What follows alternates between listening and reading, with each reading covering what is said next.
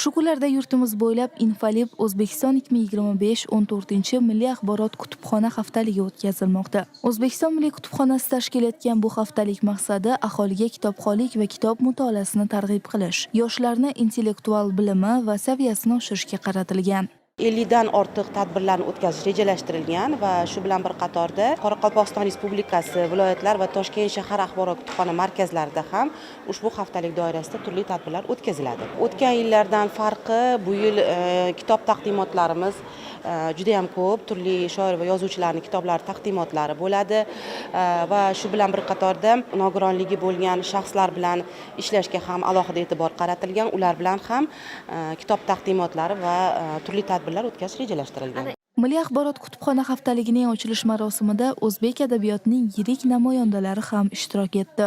O'zbekistonni yana 5 yilga kitobxonlik strategiyasini ishlab chiqayotganlarini e'lon qilishdi. O'sha strategiya ishlab chiqilsa va qabul qilinsa va unda ko'zda tutilgan masala amalga oshsa, demak, noshirlik faoliyati uchun soliq miqdori kamayadi. Bu degani yana ko'proq kitoblar chop etiladi degani. Tadbirda qatnashayotgan xalqaro vakillar kelgan ekan. Bu O'zbekistonning dunyodagi imiji, nomi va faoliyatiga ta'siri bor. Bu yerda kelganlarning ichida juda ko'p kitobxonlar bor. Bu kitobxonlar ertaga yana boshqa bir kitobxonlarga yetkazadi. O'zlari o'qiydi, kitobga mehr ko'rgizadi. Shuning uchun men o'ylaymanki, bu tadbir juda foydali tadbir.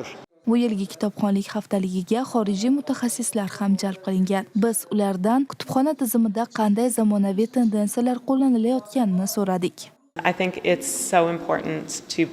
Internet paydo bo'ldi. Axborot olishning ko'plab yangi usullar yuzaga keldi. Ammo kutubxonalar hanuzgacha muhim va dolzarb bo'lib qolmoqda. Ko'plab kutubxonalar o'z fondidagi to'plamlarni raqamlashtirgan. Bu orqali odamlar ulardan keng foydalanish imkoniga ega bo'lishadi.